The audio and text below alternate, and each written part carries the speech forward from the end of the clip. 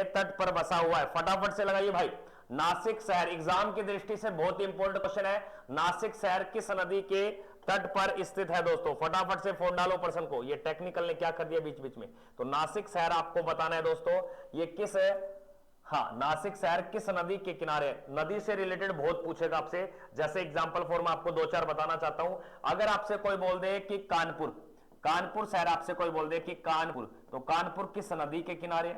अगर आपसे कोई बोल दे कि सर इलाहाबाद, इलाहाबाद की अगर बात आ जाए, इलाहाबाद, तो इलाहाबाद की अगर बात करें, या आपसे बात कर दे ऋषिकेश,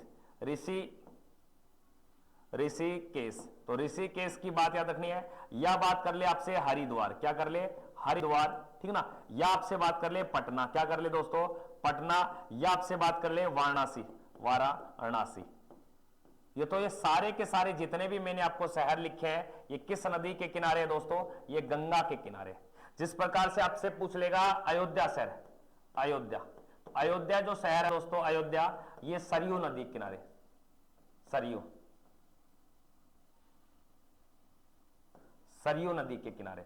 और वहीं पे अगर मैं बात करूं आपसे उज्जैन शहर, उज्जैन, तो याद रखना दोस्तों शिप्रा नदी किनारे, शिप्रा नदी के किनारे।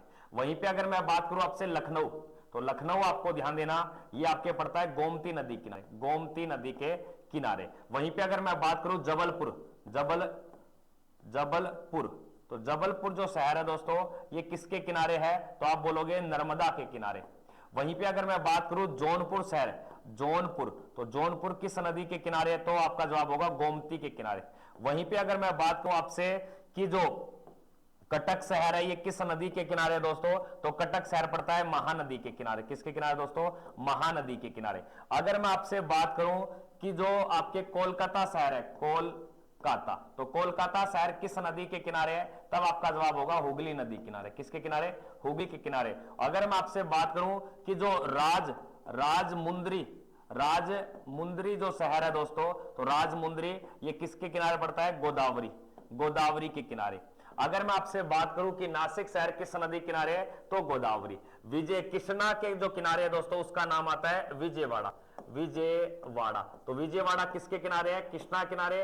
और विजयनगर की अगर मैं बात करूं, विजयनगर, तो विजयनगर याद रखना, ये आपके तुंगभद्रा, तुंगभद्रा के किनारे आपका शहर पड़ता है। कौन सा? विजयनगर। वहीं पे हैदराबाद की अगर बात की जाए, हैदराबाद, तो हैदराबाद किस नदी किनारे? सारे कमेंट करते चले दोस्तों, मूसी के किनारे। तो इस प्रकार का सारा कंटेंट आपके एग्जाम के ओरिएंटल ही आपको पढ़ाया जा रहा है। तो हैदराबाद रखना, मूसी किनारे।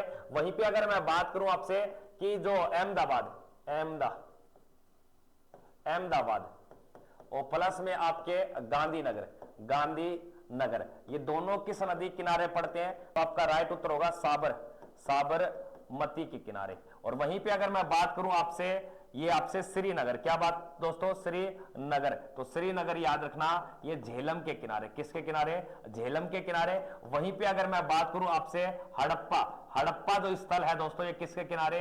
रावी के किनारे। और वहीं पे मोहन जोदड़ो की बात करूं, मोहन जोदड़ो, तो ये याद रखना आपको सिंधु नदी के किनारे आपको ध्यान देना है। वहीं पे लोथल की अगर मैं बात करूं, लोथल, तो ये आपका याद हो जाएगा भोगवा नदी किनारे, भोगवा नदी के किनारे आपको ध्यान देना है। वहीं पे अगर बात की जाए कि कालीबंगा जो शहर या स्थल खोजा गया किसके किनारे? ये घग्गर के किनारे आपको ध्यान देना है। वहीं पे अगर मैं आपसे बात करूं कि सर जो पुष्कर शहर है, पुष्कर या अजमेर शहर, ये किस नदी के किनारे? तो आप बोलोगे सर ये लूणी नदी के किनारे। लेकिन जो कोटा शहर है या प्लस में ग्वालियर शहर है, ग्वालियर, ये किसके किनारे? ग्वालियर, तो आपका जवाब रहेगा सर ये चंबल के किनारे। बहुत सारे शहर है दोस्तों, ये इतने सारी बातें मैंने आपको बता दी। बहुत ही परीक्षा की दृष्टि से, चाहे इसका स्क्रीनशॉट ले सकते हो दोस्तों, स्क्रीनशॉट ले सकते हो दोस्तों। इस प्रकार के प्रश्न आपको दबा के पढ़ने पड़ेंगे, तभी जाके मजा आएगा दोस्तों, ऐसे मजा नहीं आने वाला दोस्तों। अगले प्रश्न को देखते, बहुत ही इंपॉर्टेंट क्वेश्चन। इंपॉर्टेंट क्या है देखिए, इसमें क्या पूछा है कि लोधी वंश के संस्थापक का नाम बताइए। बहुत ही शानदार प्रश्न, लोधी वंश के संस्थापक की बात करें दोस्तों, बहुत ही इंपॉर्टेंट है दोस्तों। अगर आपसे संस्थापक पूछ सकता है तो आपसे टाइम पीरियड भी पूछ सकता है, यानी कि समय भी पूछ सकता है। और आपको पता होना चाहिए दिल्ली सल्तनत काल का जो अंतिम वंश था, उस लोधी वंश, उस लोधी वंश की अगर मैं बात करूं तो एक तो इसका याद रखना, एक तो प्रथम शासक, क्या रखोगे दोस्तों, प्रथम शासक, और एक याद रखना अंतिम शासक, अंतिम शासक। तो ध्यान देना दोस्तों, इसका जो अंतिम था वह था इब्राहिम लोदी। कौन था, इब्राहिम लोदी, आपको ध्यान देना, इब्राहिम लोदी आपका बिल्कुल राइट है। और प्रथम की अगर मैं बात करूं तो प्रथम कौन था दोस्तों, तो आप बोलोगे बहलोल, बहलोल लोदी आपको राइट उत्तर करना पड़ेगा। तो यहां का जो राइट उत्तर होगा दोस्तों ये बहलोल लोदी, आपको ध्यान देना है। अगर मैं बात करूं इस लोधी वंश का जो टाइम पीरियड है, यानी कि इसका टाइम की अगर बात आ जाए तो 1451 से लेकर आपके 1526 तक इसका शासन काल चलता है, ये आपको ध्यान देना। लोधी वंश के जो प्रमुख शासक थे, एक तो था आपके बहलोल लोदी एक नंबर पे, दूसरे नंबर पे था सिकंदर लोदी, और तीसरे नंबर पे कौन था, आपके इब्राहिम लोदी। तो लोधी वंश के कितने शासक रहे, आप बोलोगे सर 3 शासक रहे। पहले का नाम पूछे तो बहलोल लोदी, और अंतिम की अगर बात करें तो अंतिम का नाम क्या आएगा, इब्राहिम लोदी। 2 बातें और सुनना, अगर प्रश्न आ जाए लोधी वंश के बारे में तो आपको क्या बात बोलनी है, तो आपका राइट उत्तर ये होगा कि सर ये दिल्ली सल्तनत काल का, दिल्ली सल्तनत काल का अंतिम वंश है। ये क्या है दोस्तों, अंतिम वंश है। और इस वंश के बाद में जो दिल्ली के ऊपर जो वंश आया दोस्तों, दिल्ली पर अधिकार किसका हो गया, तो आप बोलोगे सर मुगल साम्राज्य का या मुगल वंश का। और जिसका समय कब तक चला था दोस्तों, 1526 से लेकर आपके 1857 की क्रांति तक। यानी कि मुगल साम्राज्य कब तक रहता है दोस्तों, 1526 से लेकर आपके 1857 तक। बहुत ही इंपॉर्टेंट बातें आपको मैं बताना जा रहा हूं दोस्तों।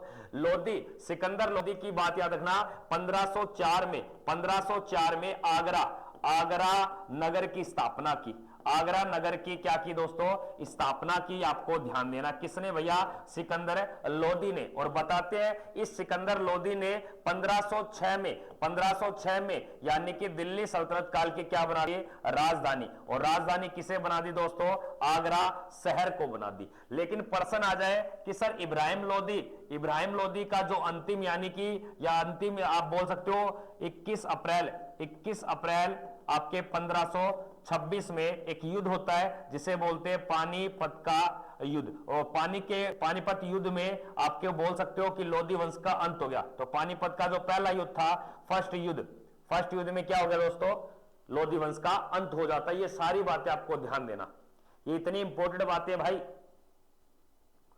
हाँ देखो, आर्मी मैट के लिए देखो एक बार फॉर्म फिलअप हो जाते हैं, आपको बुक मटेरियल मैं खुद बताऊंगा क्या पढ़ना है क्या नहीं पढ़ना, मैं अपनी खुद बुक दूंगा दोस्तों आपको। आप वेट कीजिए भाई, आप परीक्षा का वेट कीजिए, आप फॉर्म फिलअप का वेट करें, फिर हम बात करेंगे। अगले क्वेश्चन को देखते दोस्तों। अगले प्रश्न जो बहुत ही इंपॉर्टेंट क्वेश्चन है, अक्सर एग्जाम में पूछा जाता है दोस्तों। देखिए प्रश्न में क्या दिए गए, कि प्रश्न क्या दिए गए, संविधान की आत्मा के रूप में किस अनुच्छेद को जाना जाता है, निम्नलिखित में से कौन से आर्टिकल को भारतीय संविधान का आत्मा या भारतीय संविधान की आत्मा या हृदय कहा जाता है। अगर सिंपल प्रश्न आ जाए कि संविधान की आत्मा किसे कहा जाता है, संविधान की आत्मा, तो संविधान की आत्मा की अगर बात आ जाए, संविधान की आत्मा, तब आपको बताना है प्रेम्बल ऑफ, यानी कि आप बोल सकते हो प्रस्तावना, यानी कि प्रेम्बल या उद्देशिका, तो प्रस्तावना। तो भारतीय संविधान की प्रस्तावना को ही क्या बोलते हैं, आपके संविधान की आत्मा। एक तो ये बात याद रखना दोस्तों। लेकिन अगर प्रश्न आ जाए कि प्रस्तावना को जो संविधान की आत्मा की जो संज्ञा दी गई दोस्तों, ये बात सबसे पहले किसने बोली, तो आपका जवाब रहेगा ठाकुर भार्गव दास के द्वारा, ठाकुर भार्गव दास के द्वारा ये बात बोली गई। लेकिन प्रश्न आ जाए कि सर प्रस्तावना का जो संविधान में उद्देश्य है, यानी कि जो इसकी जो प्रस्तावना का जो प्रस्ताव है, ये प्रस्ताव किसने रखा, तो आपका जवाब रहेगा सर पंडित जवाहरलाल नेहरू ने यह प्रस्ताव रखा। और कब रखा, यह संविधान निर्माण की तीसरी बैठक, तो बोल सकते हो 13 दिसंबर 1946 को यह प्रस्ताव रखा गया। और इस प्रस्ताव को पारित करने के लिए भारतीय संविधान के सदस्यों ने इसके ऊपर अपने हस्ताक्षर कब किए, तो आपका जवाब होगा 22 जनवरी 1947। तो कभी कभार ये प्रश्न बन जाता है कि इस प्रस्तावना को प्रस्तावना नाम कब दिया गया, तो आपका जवाब रहेगा 22 जनवरी 1947। तो लेकिन इस प्रश्न में पूछा है बी.आर. अंबेडकर के द्वारा भारतीय संविधान की आत्मा किस अनुच्छेद को कहा गया है, तो आप बोलोगे सर ये आपके 32 आर्टिकल को। दूसरी बात सुनना, या आपको प्रश्न मिल जाएगा संवैधानिक उपचारों का अधिकार, जो संवैधानिक उपचारों का अधिकार है, इसे कहा जाता है आपके संविधान की आत्मा। अगर ये ऑप्शन में ना हो तो आप बोल सकते हो मौलिक अधिकार को, मौलिक अधिकार को। अब मौलिक अधिकार को भी आप क्या बता सकते हो, संविधान की आत्मा।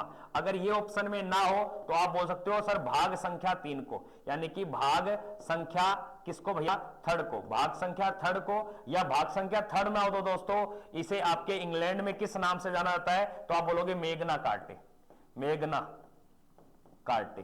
तो मेगना कार्टे को भारतीय संविधान की क्या बोलते हैं दोस्तों, आपके आत्मा कहा जाता है। लेकिन आर्टिकल 61 के बारे में दो बातें याद रखना। आर्टिकल 61 का उल्लेख क्या है, आर्टिकल 61 के तहत सर याद रखना एक ही बात है, उसे बोलते हैं महाभियोग की प्रक्रिया, महाभियोग, महाभियोग की प्रक्रिया।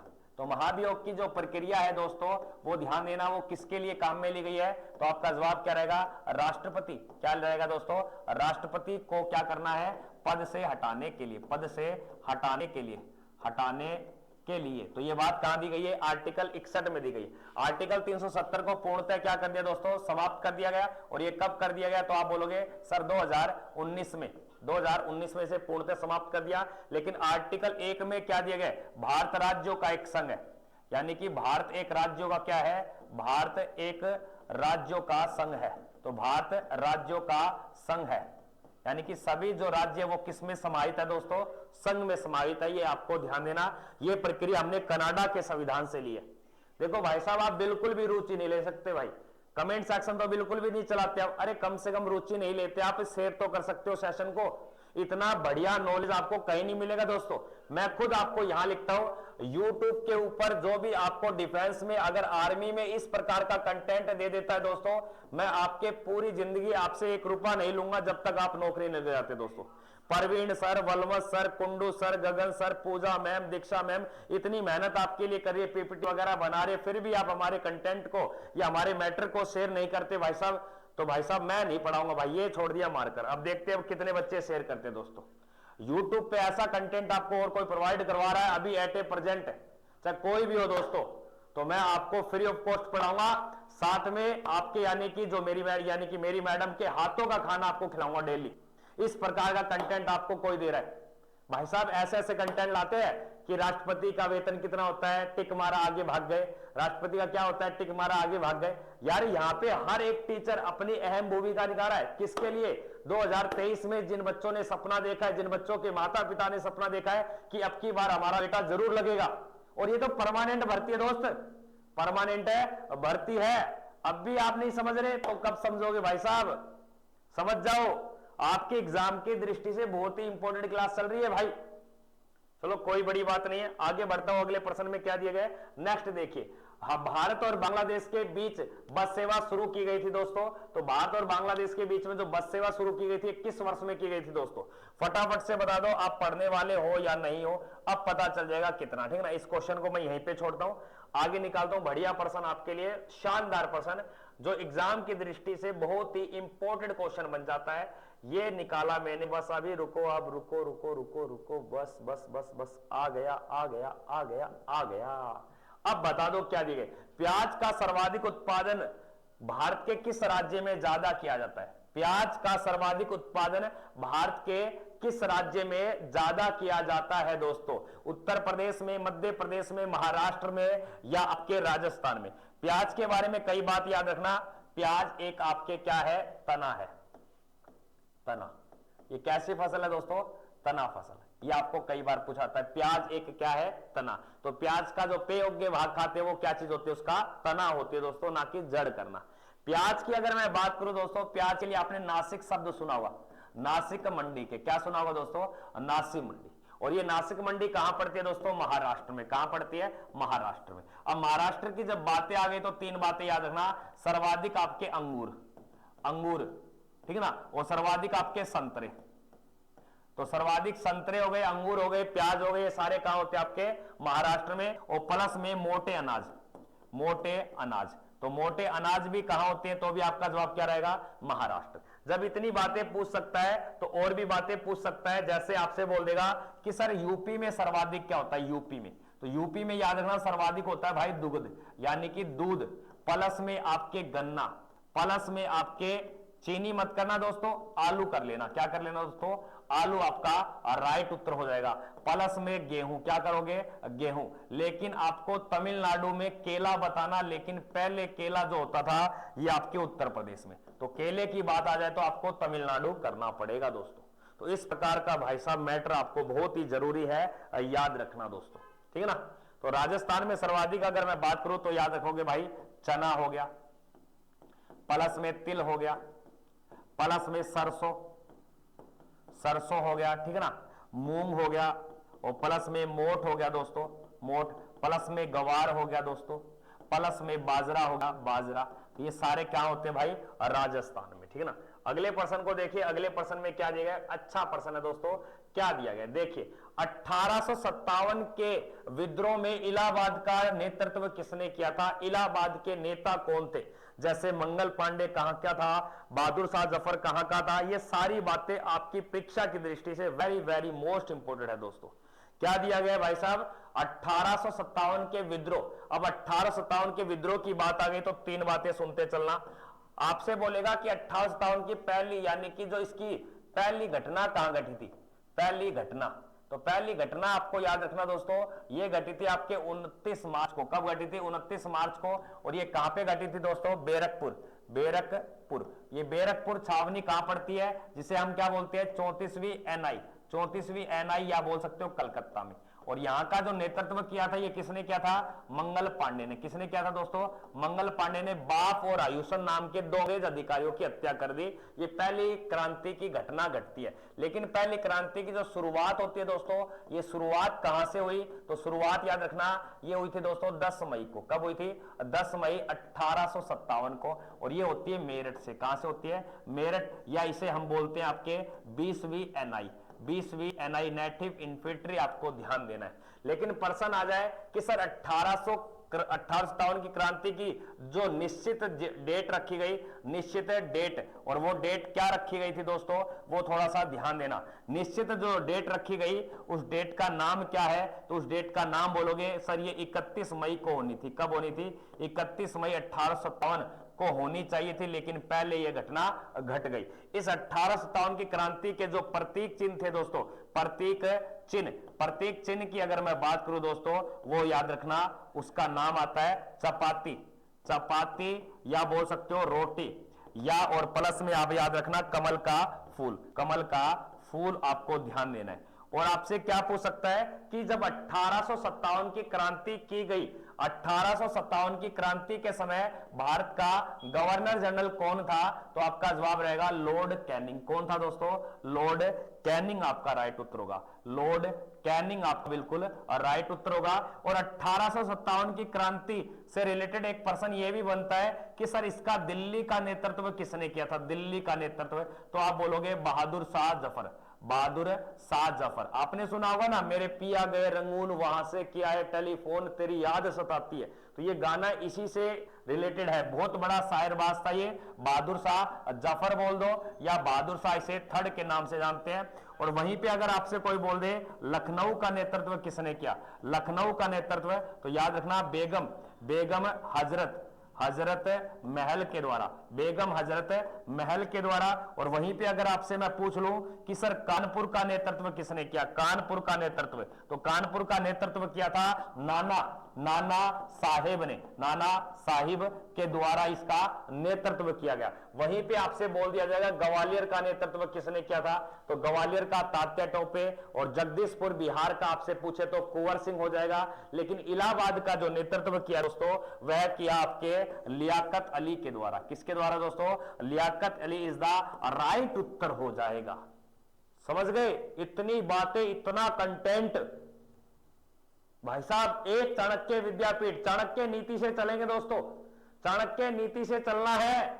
फटाफट से एक बार यस या नो लिखिए, क्या हमें चाणक्य नीति से चलना है या नहीं चलना? एक बार चैट सेक्शन में लिखिए हां सर चाणक्य नीति से ही पढ़ेंगे और अब की बार हमारा जो उद्देश्य है उसको पूरा करेंगे। सर सूजी का हलवा कब खिलाओगे? अरे देखो ये एमजे नाम का विद्यार्थी कह रहा है सर सूजी का हलवा खिला दो, तेरा मुंह सुझा दूंगा मैं मार मार के तेरे थप्पड़। यहां पे चैट सेक्शन में हलवा का नाम ले रहा है तू। अरे भाई साहब चक्कर क्या है तुम्हें? मुंह में पानी और आ गया, लोहे का नाम लिया तो यहां बरसात भी अच्छी हुई है। कोई एक डब्बे में भेज दो मुझे, मैं भी खा लूंगा। यार सूजी का हलवा, ये देखो ये क्या हलवा बना दो तुम्हारा। मैं फैशन को शेयर तो करते नहीं बिल्कुल। सिलेक्शन इस बार पक्का है, पक्का का है। आप देखो कितना बढ़िया कंटेंट आपके सामने लिखा है, कंटेंट को शेयर तो करते नहीं आप।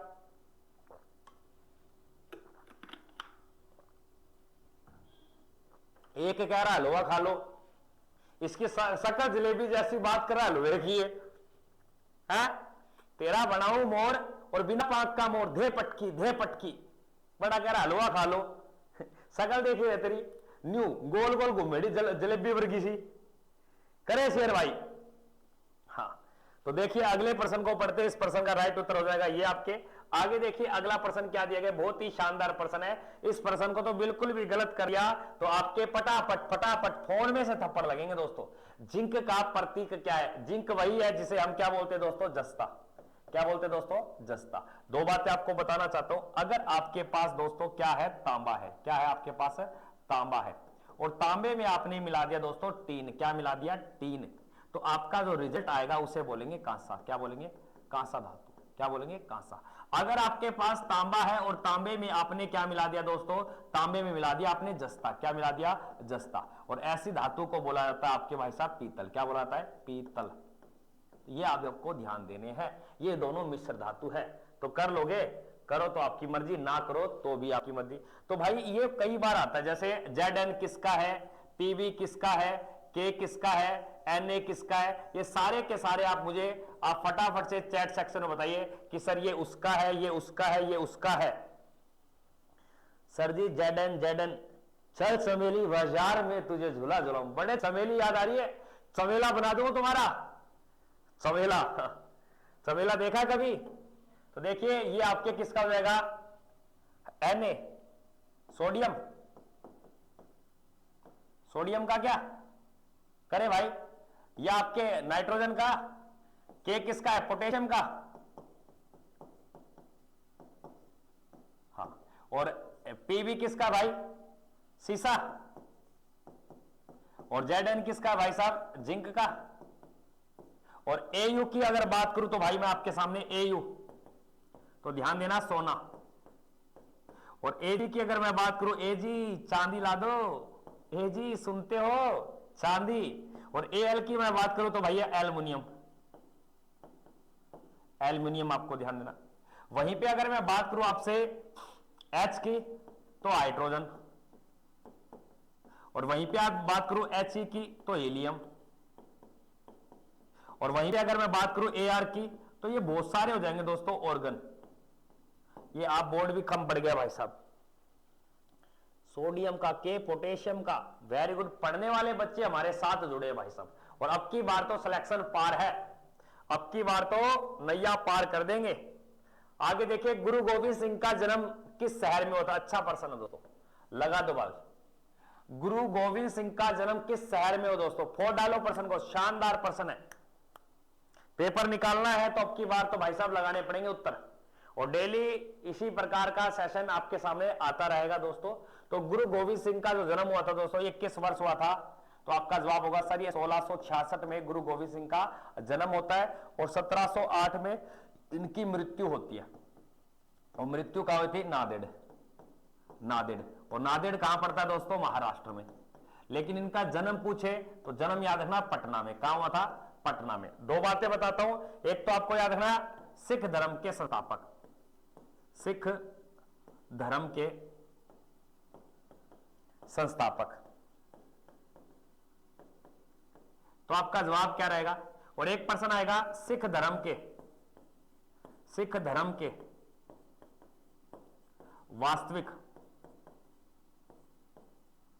वास्तविक संस्थापक। तो वास्तविक की बात आ जाए तो आप बोलोगे सिखों के 10वें गुरु। और सिखों के जो प्रथम गुरु थे, जिनका नाम क्या था? नानक, गुरु नानक। और 10वें का नाम क्या था? गुरु गोविंद सिंह। ये वास्तविक, ये कई बार अक्सर एग्जाम में प्रश्न पूछा जाता है। सिख धर्म का जो टाइम पीरियड था दोस्तों, वो ध्यान देना, सिख धर्म का जो टाइम पीरियड चला वह चला आपके 1469 से लेकर 1708 तक, ठीक है ना। और सिख धर्म में कुल गुरु कितने रहे? कुल गुरु की अगर बात आ जाए दोस्तों, कुल गुरु, तो आपका जवाब रहता है सर 10 गुरु रहे थे। और 10 में से 5वें नंबर का कौन था? तो आपका जवाब रहेगा सर अर्जुन थे, गुरु अर्जुन या अर्जुन देव के नाम से, जिसको जहांगीर ने मरवा दिया। और 9वें गुरु की अगर बात आती है तो तेग बहादुर, याद रखना तेग बहादुर। तो बहादुर, इस तेग बहादुर को किसने मरवाया? सर औरंगजेब के द्वारा इसे मरवाया गया। तो इस पर्सन का जो राइट उत्तर होगा दोस्तों, ये बिहार के पटना में इनका जन्म होता है, बिहार के पटना में इसका जन्म होता है दोस्तों। अच्छे से चीजों को पढ़े और समझे दोस्तों। अगले प्रश्न में देखिए, क्रिकेट पिच की लंबाई कितनी होती है दोस्तों? तो क्रिकेट पिच की जो लंबाई होती है दोस्तों, ये आपके 66 सेंटीमीटर है। नेक्स्ट निकालता हूं क्वेश्चन, बहुत बढ़िया बढ़िया प्रश्न। ये देखो भाई साहब, क्या प्रश्न है? शानदार प्रश्न, ये तो बिल्कुल भी गलत नहीं होना चाहिए। प्रश्न में क्या दिया गया है? अच्छा प्रश्न है। प्रश्न कहता है कि बिहार का शोक किस नदी को कहा गया है? अब नदी से रिलेटेड प्रश्न आ गया, बिहार का शोक किस नदी को कहा गया है दोस्तों? ध्यान रखना दोस्तों, बिहार का शोक, कई शोक इंपोर्टेंट है, जैसे आपसे बोल देगा उड़ीसा का शोक, उड़ीसा का शोक। तो उड़ीसा का जो शोक है दोस्तों, ये किस नदी को कहा गया है? तो आपका जवाब रहेगा सर ये महानदी को कहा गया है, महानदी को कहा गया है। फिर एक और आता है कि उड़ीसा का शोक सर एक नदी और है, उसे भी याद रखना, उसे बोलते हैं ब्राह्मणी नदी। क्या बोलते हैं? ब्राह्मणी। तो ब्राह्मणी नदी को भी क्या बोला जाता है? उड़ीसा का शोक कहा जाता है। वहीं पे बंगाल के शोक की अगर बात आ जाए, बंगाल का शोक किस नदी को कहा गया? बंगाल का शोक जो कहा गया दोस्तों, ये दामोदर नदी को कहा गया है, दामोदर नदी को कहा गया दोस्तों। और एक आपसे बोल देगा कि बंगाल का शोक हो गया, और एक आपसे बोल देगा कि झारखंड का शोक, झारखंड का शोक दोस्तों। तो झारखंड का जो शोक है दोस्तों, ये किस नदी को कहा गया है? तो आपका जो राइट उत्तर रहेगा, ये भी आपका दामोदर रहेगा दोस्तों। वहीं पे आपको इजिप्ट या मिस्र का शोक पूछ लेगा, मिस्र का शोक, तो याद रखना नील नदी को कहा जाता है। वहीं पे आपसे बोल देगा कि चीन का शोक किस नदी को कहा गया? चीन का शोक, तो चीन का शोक याद रखना हांगो नदी को कहा गया। किसको दोस्तों? हांगो नदी को कहा जाता है दोस्तों। ये इंपॉर्टेंट चीज है भाई जो आपके सामने बता रहा हूं। बिहार के शोक की अगर बात की जाए, ये कोसी नदी को कहा जाता है, इसे तिब्बत में अरुण नदी के भी नाम से जाना जाता है, इसे तिब्बत में अरुण नदी भी कहा जाता है दोस्तों। वहीं पे अगर मैं आपसे बोल दूं कि पर्सन आ जाए कि सर दिल्ली का शोक किसे कहा जाता है? जो दिल्ली का जो शोक है दोस्तों, ये कहा जाता है आपके यमुना को। और यमुना, ध्यान देना दोस्तों, जो बंदरपूछ की पहाड़ियों से निकलती है, जो गंगा की सबसे लंबी या भारत की सबसे लंबी सहायक नदी। वहीं पे अगर मैं बात करूं दोस्तों गुवाहाटी या असम का शोक, तो गुवाहाटी का जो शोक कहलाता है दोस्तों, ये आपको ध्यान देना है, ये ब्रह्मपुत्र को कहा जाता है दोस्तों। वहीं पे अगर मैं आपसे बात कर लूं कि सर जो हरियाणा की मृत नदी या हरियाणा का जो शोक बना हुआ है वर्तमान में, या हरियाणा का जो शोक कहा जाता है, ये कहा जाता है आपके गग्गर को। इसे ही वैदिक सभ्यता में नट नदी या सरस्वती नदी के नाम से भी जाना गया दोस्तों। अब और दो चार बातें और सुनना। अगर आपसे कोई बोल दे ये शोक होता क्या है दोस्तों? शोक किसे कहा जाता है? जो एक बाढ़ के कारण एक तबाही मचाती है दोस्तों, बाढ़ के कारण एक क्या मचाती है दोस्तों? तबाही मचाती है, आपके शोक कहलाती है दोस्तों। ये थोड़ा सा ध्यान देना। इतने आप अगले प्रश्न को करें, इतना मैं एक बार 2 घुट चाय की ले लेता हूं, 2 बूंद मुझे पिला दे साथिया चाय। देखिए तमाशा लोक नृत्य किसका है? तो सारे के सारे लोक नृत्य यहां पे बता दिए जाएंगे, आपको थोड़ा सा ध्यान देना। तमाशा लोक नृत्य किसका है दोस्तों? फटाफट से कमेंट करें।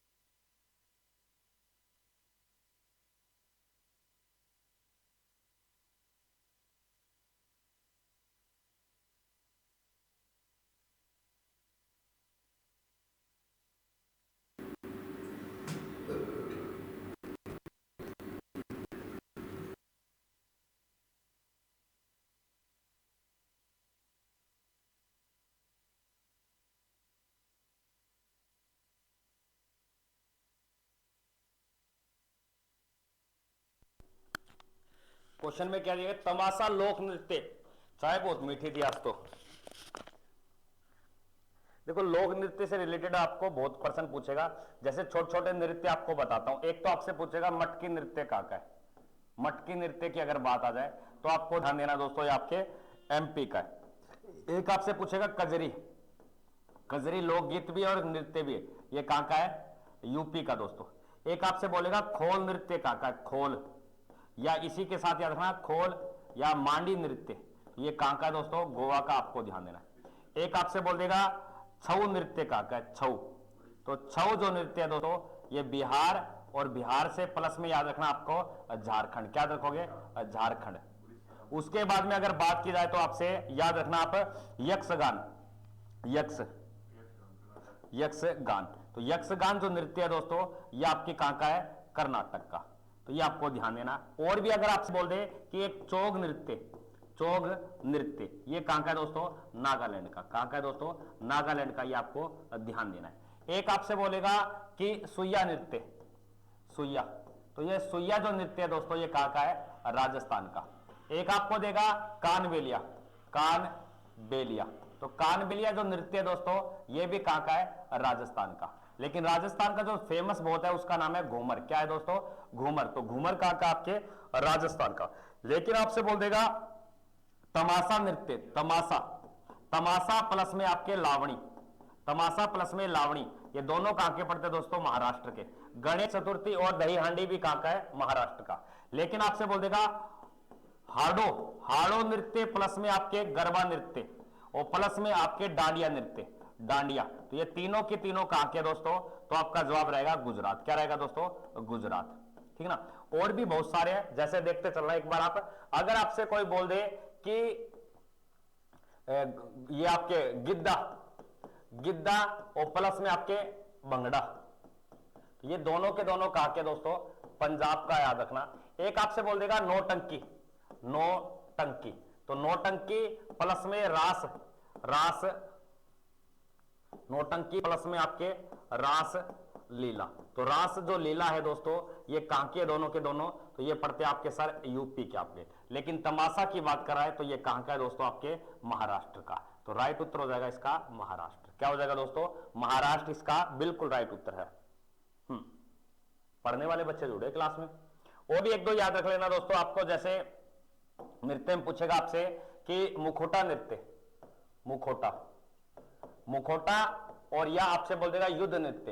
तो ये दोनों आपसे जो पढ़ते हैं ये कहां के दोस्तों, तो आपका राइट उत्तर रहेगा अरुणा के, अरुणाचल प्रदेश, अरुणाचल,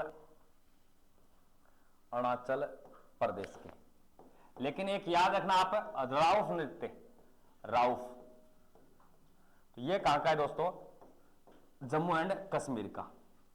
चरी नृत्य की अगर बात करें, चरी, तो जम्मू एंड कश्मीर का दोस्तों। ठीक है ना। ये इंपॉर्टेंट नृत्य दोस्तों जो आपको मैंने बताने की कोशिश की है दोस्तों।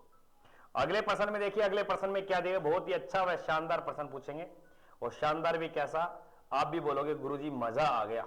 देखिए प्रश्न को, इस प्रश्न को लगाइए। भारतीय राष्ट्रीय गान किसने लिखा, भारतीय राष्ट्रीय गान किसके द्वारा लिखा गया, भारतीय राष्ट्रीय गान किसके द्वारा लिखा गया दोस्तों। लाइक व शेयर करते चले भाई सेशन को।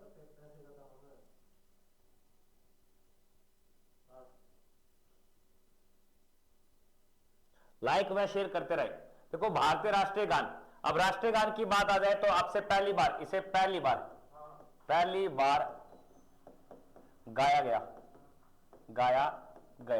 तो पहली बार इसे जो गाया गया था ये सन 1911 में, 1911 में इसे गाया गया था। लेकिन इसे संविधान में जोड़ा, संविधान में जोड़ा। तो संविधान में जो जोड़ा गया इसे, तो ध्यान देना दोस्तों, इसे 24 जनवरी 1950 को जो संविधान निर्माण की 12वीं बैठक के तहत इसे जोड़ा गया। अब प्रश्न आता है कि सर जो हमारा जो राष्ट्रीय आपके गान है इसकी समय अवधि क्या है, समय अवधि। तो अवधि की अगर बात आ जाए तो ध्यान देना दोस्तों, ये आपका 52 सेकंड, कितना, 52 सेकंड। लेकिन पूछा आता है ये किस पुस्तक से ग्रहण किया गया, ग्रहण बुक का नाम पूछ लेता है, यानी कि कौन सी बुक थी, तो आपका जवाब रहेगा गीतांजलि। कौन सी दोस्तों? गीतांजलि से इसे लिया गया दोस्तों, ये आपको याद रखना। इस राष्ट्रीय गान का जो प्रकाशन किया गया, प्रकाशन पहली बार प्रकाशन सन 1912 में, और 12 के तहत एक पत्रिका का नाम तत्वबोधिनी, तत्वबोधिनी पत्रिका के माध्यम से 1912 में इसका प्रकाशन किया गया और गीतांजलि से लिया गया। और ये किसके द्वारा लिखा गया है? रविंद्रनाथ टैगोर के द्वारा। और ध्यान देना दोस्तों, इस रविंद्रनाथ टैगोर ने अमार सोनार बांग्ला, अमार सोनार बांग्ला नामक एक बांग्लादेश का भी क्या लिखा है? राष्ट्रीय गान लिखा है। ये भी थोड़ा सा आप ध्यान देना दोस्तों, अगर आप चीजों को पढ़ते चल रहे हो तो। उसके बाद में अगर बात की जाए तो दोस्तों, रविंद्रनाथ टैगोर को और किस नाम से जानते हैं? सर, इसे गुरुदेव भी कहा जाता है। गुरुदेव की जो उपाधि दी थी, ये किसने दी थी? महात्मा गांधी। रविंद्रनाथ टैगोर ने सन 1913 में भारत को क्या दिलवाया? एक नोबेल पुरस्कार दिलाया। 1913 में नोबेल पुरस्कार विजेता, और विजेता का नाम क्या है दोस्तों? तो आप बोलोगे रविंद्रनाथ टैगोर, जो एशिया के पहले बन जाते हैं व्यक्ति साहित्य के क्षेत्र में। अगले प्रश्न को देखते हैं दोस्तों। अगले प्रश्न में क्या दिया गया है? बहुत ही शानदार व लाजवाब क्वेश्चन आपके सामने पटकता हूं, और आप भी बोलोगे गुरुजी मजा ही आ गया ऐसे प्रश्न पढ़ पढ़ के। देखिए भाई साहब, प्रश्न का नाम क्या है भाई साहब? निकाल लेते हैं। बढ़िया प्रश्न पूछेंगे आपसे, क्योंकि आर्मी एमईएस की और आप कंपिटिटिव एग्जाम की तैयारी करें, उनके लिए बहुत ही शानदार प्रश्न बन जाते हैं। हाँ, भाग कर रहा है भाई साहब, इधर आ जा।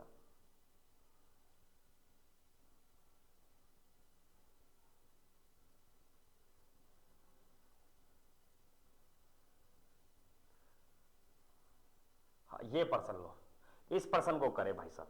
ये प्रश्न में क्या दिया गया? देखिए देखिए, तरनेतर मेला प्रतिवर्ष किस राज्य में भरता है? तरनेतर मेला, इस मेले की कहानी सुनना। एक आपकी बाबू थी, एक आपकी बाबू क्या? एक आपकी सोना, एक सोना है और एक बाबू है। बाबू, एक सोना है और एक बाबू है, और ये दोनों सोना बाबू किसी क्या मेले में घूमने गए, और उस मेले का नाम है तरनेतर। और दोनों गए, और दोनों में क्या हो गया दोस्तों? लव हो गया। इनको लव बाइट मिल गया, यानी कि इनको दोनों को प्यार हो जाता है। और ये दोनों प्यार करते ही क्या करते हैं? भाग जाते हैं, यानी कि रेस लगा लेते हैं, यानी कि रन, यानी कि दौड़ने लगते हैं, भागते लगते हैं, यानी कि कहीं दूर जाके ये क्या कर लेते हैं दोस्तों? विवाह कर लेते हैं। यानी कि ये एक ऐसा मेला है जहां पे जोड़ी जोड़ा सेट होते हैं दोस्तों। समझ रहे हो ना? एक लड़का एक लड़की इस मेले में प्रेम करके भागकर शादी कर लेते हैं। तो ये जो मेला है दोस्तों, ये पतंग महोत्सव के द्वारा बनाया जाता है। और ये पतंग महोत्सव का जो संबंध है, ये गुजरात से है दोस्तों। किससे है? गुजरात से है। तो ये कार्य आप ऐसा मत करना, क्योंकि माता पिता पहले जरूरी है दोस्तों। उनके कहने से कुछ भी ऐसे कार्य नहीं करने दोस्तों, उनके बिना बताए दोस्तों आपको। तो ये कहां का है दोस्तों? गुजरात का है। ठीक है, तो चीजों को आप अच्छे से पढ़े, याद भी रहेगा दोस्तों। सेशन को शेयर भी किया करो साथ साथ में। अगले प्रश्न को देखिए। अगले प्रश्न में क्या दिया है? बहुत ही, अब पता चलेगा पढ़ते कितना हो दोस्तों। पढ़ने वाले बच्चे यहीं पे है दोस्तों, बस उन्हें परखने की आवश्यकता है। हाँ, परखने की क्या है दोस्तों? आवश्यकता है, और उन्हें हम परखेंगे भी भाई साहब। देखिए भाई, आपके सामने एक नाम दिया गया। क्या नाम दिया गया? प्रश्न अच्छा है दोस्तों, लगाइए। प्रश्न में क्या दिया गया? भारत रत्न की शुरुआत किस वर्ष की गई? भारत रत्न की शुरुआत, कई पुरुषों की शुरुआत आती है, जैसे दोस्तों एक आपसे बोल देगा ज्ञानपीठ। ज्ञानपीठ, तो ज्ञानपीठ की जो शुरुआत हुई थी दोस्तों, ये आपको ध्यान देना है। या ज्ञानपीठ की स्थापना की अगर बात आ जाए, स्थापना, तो ध्यान दोगे भाई 1961 में। लेकिन ज्ञानपीठ को जो सम्मानित किया गया, सम्मानित, ये पहली बार किया गया इसका सम्मानित, तो ये आप बताओगे 1965 में। ठीक है ना? तो अलग अलग चीजें हैं, अलग अलग चीजें आपको ध्यान देनी है। जैसे आपसे बोल देगा कि नोबेल पुरस्कार की स्थापना कब की गई? नोबेल, तो नोबेल जो पुरस्कार है दोस्तों, इसकी स्थापना की गई 1901 में। कब की गई? 1901 में। जैसे आपके एग्जाम में पूछ लेगा अर्जुन पुरस्कार की स्थापना कब की गई, तो आपका जवाब रहेगा सर 1961 में अर्जुन पुरस्कार की स्थापना की जाती है दोस्तों। तो ऐसे ही आपको बताना है भारत रत्न की स्थापना किस वर्ष की गई। ठीक है ना? तो मेजर ध्यानचंद पुरस्कार की जो स्थापना आती है दोस्तों, मेजर ध्यानचंद की स्थापना हुई थी 2002 में दोस्तों। लेकिन आज मेजर ध्यानचंद कहा जाता है राजीव गांधी। और राजीव गांधी जो खेल रत्न था दोस्तों, राजीव गांधी, इसकी स्थापना होती है 1991 और 1992 इज द राइट उत्तर रहता है। लेकिन यहां प्रश्न पूछा है भारत का सबसे बड़ा नागरिक सम्मान है जिसे बोलते हैं भारत रत्न, और इस भारत रत्न की जो स्थापना होती है वो ध्यान देना दोस्तों 2 जनवरी को। कब होती है? 2 जनवरी 1954 में, जिसमें भारत रत्न, ठीक ना, पद्म विभूषण, पद्म भूषण, पद्म श्री, इन 4 नागरिक सम्मान की शुरुआत की गई। भारत रत्न में अगर पूछा जाए दोस्तों तो भारत रत्न में सबसे पहले कितने व्यक्तियों को दिया गया? कितने व्यक्तियों को दिया गया? तो व्यक्तियों को जो दिया गया दोस्तों उसमें से याद रखने, ये 3 व्यक्तियों को दिया गया। कितने व्यक्तियों को दोस्तों? 3 व्यक्तियों को। एक का नाम आता है आपके सामने सी राजगोपाला, सी राजगोपालाचार्य, और एक का नाम आता है आपके सीवी रमन, और एक का नाम आ रहा है सर्वपल्ली राधाकृष्णन, सर्वपल्ली राधाकृष्णन, राधाकृष्णन। तो रख लोगे याद? रखना पड़ेगा दोस्त, कहां चले जाओगे बिना याद रखे।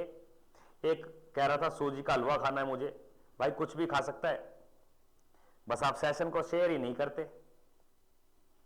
गुरुदेव मुझे आर्मी एमएस में ज्वाइन होना है इस बार। देख भाई एचआर आड़े भाई, तू एक काम कर, थोड़ी देर में मुझे मेरे इस नंबर पे 9518806943 पर आप मुझे हेलो या हाय का मैसेज करके मुझसे आप बात करना, ठीक है ना। जो विद्यार्थी अब की बार चाहते हैं कि सर 2023 में मुझे जॉब लगना है, देखो उनके लिए बस एक ही रामबाण है, एक ही सीधा रास्ता है। अपना झोला उठाओ, अपनी चादर उठाओ और फटाफट मेरे पास आ जाओ दोस्तों, क्योंकि जब तक आपको बाय फेस मैं नहीं पढ़ाऊंगा तब तक आप सिलेक्शन तो ले लोगे, लेकिन कई बच्चे कमजोर होते हैं दोस्तों, उनके लिए विशेष कह रहा हूं भाई साहब, उनके लिए विशेष बात कर रहा हूं। हाँ, तो आपके एचआर आड़े गुरुदेव होगी बात। अगले प्रश्न को देखिए, अगले प्रश्न में क्या दिया गया है?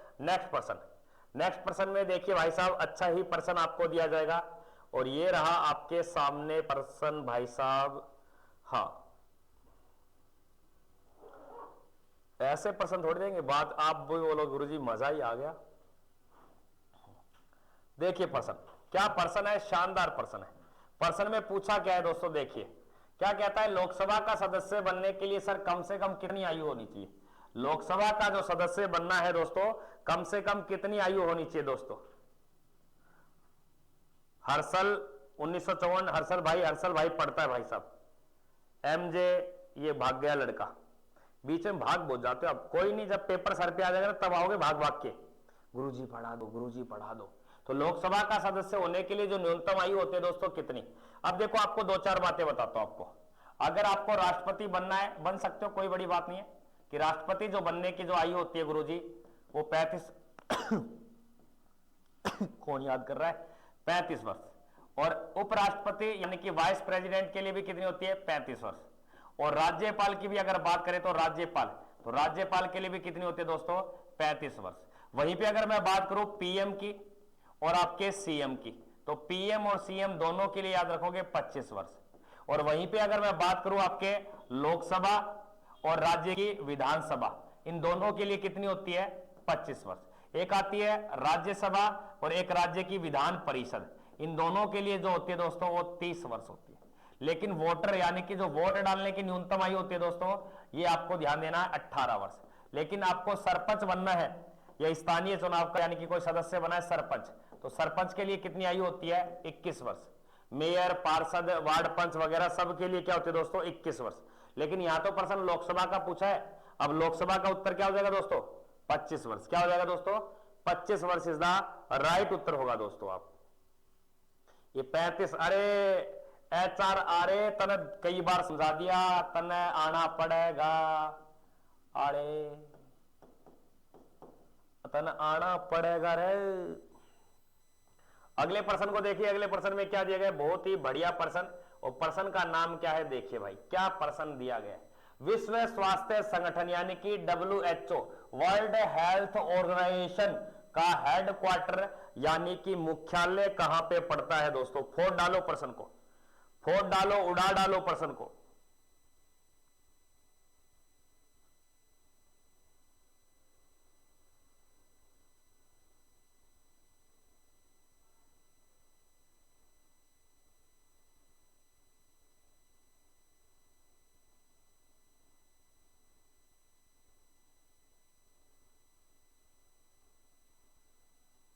हाँ, रुचिका हमारे बीच में अब आए हैं। कई विद्यार्थी तो पता नहीं रोटी खाने चले जाते हैं, इनको भूख बहुत लगती है, पता नहीं कितना खाते रहते हैं। क्या दिया गया है कि WHO की एक तो स्थापना याद रखना, स्थापना, तो स्थापना आपको राइट होता जाएगा 1 अप्रैल 7 अप्रैल 1948, 7 अप्रैल 1948। इसी कारण हम यानी कि विश्व जो स्वास्थ्य दिवस है, विश्व स्वास्थ्य दिवस कब बनाते हैं? 7 अप्रैल को, 7 अप्रैल इसका, ठीक है ना। और जो WHO का मुख्यालय है ये जनेवा स्विट्जरलैंड में, जनेवा स्विट्जरलैंड में पड़ता है। और जनेवा में याद रखना आप रेड क्रॉस का मुख्यालय, रेड क्रॉस, तो रेड क्रॉस, और प्लस में आपको ध्यान देना है WTO का मुख्यालय भी कहां पड़ता है? जनेवा में पड़ता है। WTO का मुख्यालय भी कहां पड़ता है दोस्तों? जनेवा में, इसको ध्यान देना आप, ठीक है। हाँ, उसके बाद में अगर आपसे कोई बोल दे कि UNO का मुख्यालय कहां पे, 2-4 हेडक्वार्टर बता देता हूं आपको, जैसे सार्क का, सार्क, तो सार्क संगठन का जो मुख्यालय दोस्तों ये काठमांडू। और आसियान का जो मुख्यालय दोस्तों, आसियान का मुख्यालय याद रखना जकार्ता। और आपके एशियन डेवलपमेंट बैंक यानी कि ADB बैंक की अगर बात करें तो मनीला में, कहां पे है? मनीला में। वहीं पे आपसे यूनेस्को की बात करें, यूनेस्को, तो यूनेस्को का मुख्यालय कहां है दोस्तों? लंदन में है या आपके पेरिस में? एक बार कमेंट करना, फटाफट से कमेंट करें, अब देखते कहां पे है, लंदन या पेरिस। उसके बाद में अगर आपसे कोई बोल दे कि आपके UNO का हेडक्वार्टर कहां पड़ता है, तो आपका राइट उत्तर क्या होगा? न्यूयॉर्क आपका राइट उत्तर होगा दोस्तों, ठीक है ना। हाँ, तो यहां पे स्विट्जरलैंड हो जाएगा। एक और पर्सन को देखते हैं दोस्तों, बहुत ही अच्छा पर्सन, और पर्सन का नाम क्या है ये देख लेते हैं भाई साहब। Very good, very good, very good. देखिए पर्सन क्या दिया गया, अच्छा पर्सन है। पर्सन में दिया गया बौद्ध धर्म में त्रिरत्न का अर्थ क्या है। अब बौद्ध धर्म में त्रिरत्न का अर्थ क्या है दोस्तों? अब बौद्ध धर्म के संस्थापक की अगर बात आ जाए दोस्तों, इसके संस्थापक का नाम, तो बौद्ध धर्म का जो संस्थापक था दोस्तों, संस्थापक, तो उसका राइट उत्तर क्या होगा? गौतम बुद्ध इसका राइट उत्तर होगा, गौतम बुद्ध। या जिसे हम बचपन में इसका नाम क्या था? सिद्धार्थ। आपको ध्यान देना, गौतम बुद्ध की अगर बात की जाए तो दोस्तों इसका जन्म पूछ लेता है। जन्म की अगर बात आए तो 563 BC में इनका जन्म होता है, लुम्बिनी वन कपिलवस्तु राज्य नेपाल देश के अंदर। लेकिन पर्सन क्या पूछ रहा है दोस्तों, ध्यान देना, हाँ, बुद्ध धम्म या धम्म संघ। और एक बार सारे विद्यार्थी कमेंट करके इतना बता दो कि जो नाइट अपनी क्लास होती है दोस्तों, ये नाइट की, ये जो नाइट क्लास है दोस्तों, इस क्लास के टाइम को 8 बजे से चेंज करके क्या 10 बजे किया जाए क्या टाइम? फटाफट से कमेंट करना। क्या नाइट क्लास का जो अपनी जीके का क्लास चलता है, इसका टाइम 8 बजे से चेंज करके क्या 10 बजे किया जाए? फटाफट से सारे विद्यार्थी बताइए भाई, फटाफट से सारे विद्यार्थी बताइए। इसने प्रश्न क्या दिया है? बौद्ध धर्म में त्रिरत्न का अर्थ क्या होता है? बुद्ध, धम्म और आपके संघ। ये कई बार आता है कि सर जो धम्म नीति थी, इस धम्म नीति को किसने अपनाया था दोस्तों? सम्राट अशोक ने।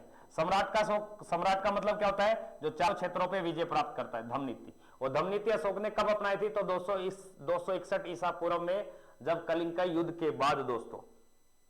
सिद्धार्थ गौतम इसके बचपन का नाम, हाँ, प्रजापति गौतमी के द्वारा इसका लालन पोषण किया जाता है, इसके कारण इसका नाम गौतम बुद्ध पड़ जाता है। और बुद्ध कब पड़ता है? जब इसको ज्ञान की प्राप्ति होती है दोस्तों, ये ध्यान देना। निवारण, तो यहां का जो राइट उत्तर होगा दोस्तों वो क्या होगा? ऑप्शन संख्या बी। एक क्वेश्चन और देखिए भाई साहब फटाफट से, पर्सन में क्या दिया गया है देखिए। पर्सन को अच्छा पर्सन है। पर्सन क्या कहता है कि किस ग्रह में सबसे अधिक प्राकृतिक उपग्रह, यानी कि सौरमंडल का वह कौन सा ग्रह है जिसके सर्वाधिक उपग्रहों की संख्या दोस्तों?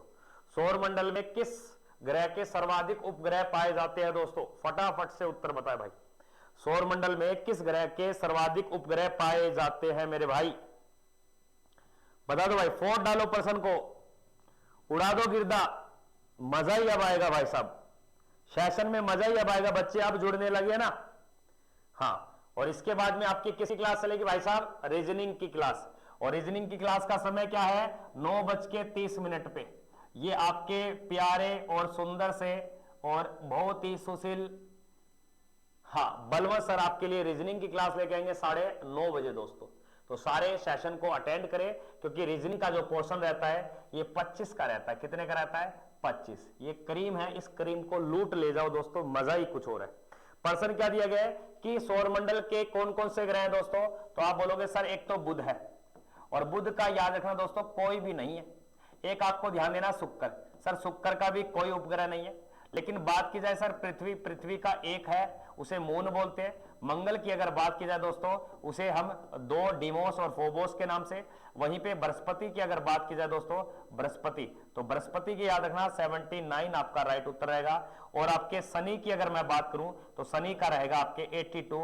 और वहीं पे मैं बात करूं आपके अरुण की, किसकी करो दोस्तों? अरुण। तो अरुण के जो ग्रह की संख्या है वो आपको 27।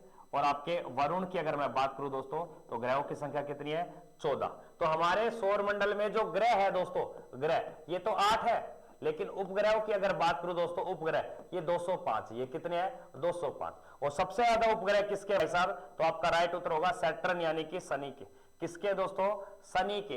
वह कौन से दो उपग्रह जिसके कोई भी उपग्रह नहीं है? रुचिका चौधरी जी ने उत्तर राइट दिया है। रुचिका को इसी बात पर 101 रुपया इनाम दिया जाता है। रुचिका चौधरी बहुत ही होनहार गुड़िया, एक स्टूडेंट है, और इन्होंने आज हमारी द्वारा 101 रुपए जीत लिए गए हैं। और ये 101 रुपए बोलने में दिए जाते हैं, कैश नहीं दिए जाते। हाँ, तो यहां का जो राइट उत्तर होगा शनि। एक और प्रश्न देखिए भाई साहब, फिर पता चलेगा आप कितना पढ़ते हो या कितना नहीं पढ़ते। वाह, क्या प्रश्न आया है आपके सामने। और प्रश्न का नाम क्या है दोस्तों? कादम्बरी पुस्तक के लेखक का नाम बताइए। कादम्बरी किसके द्वारा लिखी गई? फोड़ डालो, उड़ा डालो, रॉकेट बना दो प्रश्न का। कादम्बरी पुस्तक किसके द्वारा लिखी गई दोस्तों? कादम्बरी पुस्तक का निर्माण किसके द्वारा किया गया? अबुल फजल, रविंद्रनाथ टैगोर, या बाण भट्ट, या कबीर दास के द्वारा? लगाइए भाई सेशन को।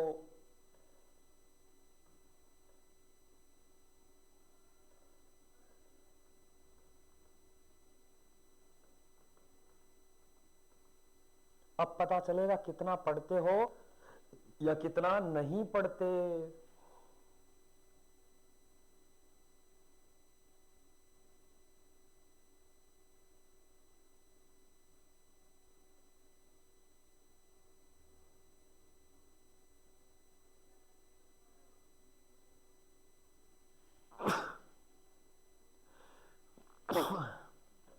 कौन याद कर रहा है? छींक पे छींक आ रही, पता नहीं कौन याद कर रहा है।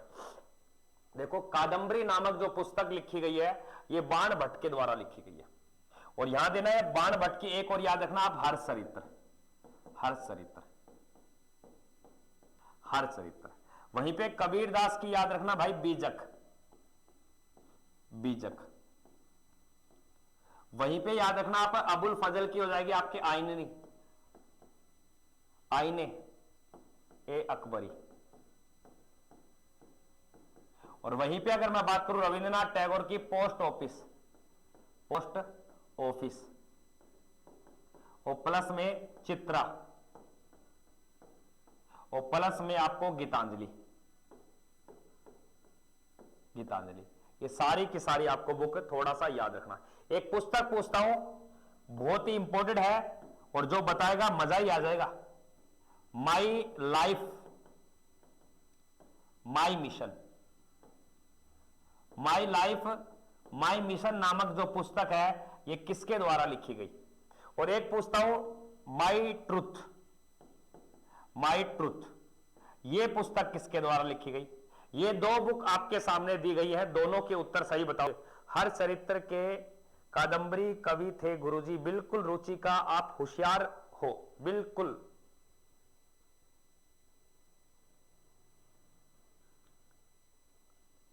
कादम्बरी, अरे कादम्बरी अलग पुस्तक है, यानी कि कादम्बरी हो गए ना। कादम्बरी के लेखक कौन थे? तो बाण भट्ट। हर्षचरित्र के कादम्बरी, हर्षचरित्र एक पुस्तक है, बाण भट्ट। तो हर्षचरित्र किसने लिखी है? बाण भट्ट ने। कादम्बरी भी बाण भट्ट ने। तो यहां पे प्रश्न क्या दिया है? My life my mission my truth किसके द्वारा लिखी गई है? ये दोनों बताना आपको। देखो, जो माई ट्रूथ है दोस्तों ये इंदिरा गांधी के द्वारा, लेकिन माई मिशन है ये बाबा रामदेव के द्वारा दोस्तों। तो ये रहा दोस्तों आज का सेशन अपना। सेशन कैसा लगा कमेंट करना जरूर। और इसके बाद जो आपके 9:30 बजे क्लास चलेगी वह रीजनिंग की क्लास रहेगी बलवंत सर की।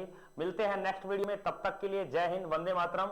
और पीडीएफ के लिए डिस्क्रिप्शन में दिए गए व्हाट्सएप नंबर पे आप मैसेज कर सकते हो, हमारे एप्लीकेशन को भी ज्वाइन कर सकते हो दोस्तों। मिलते हैं जल्द आपके सामने।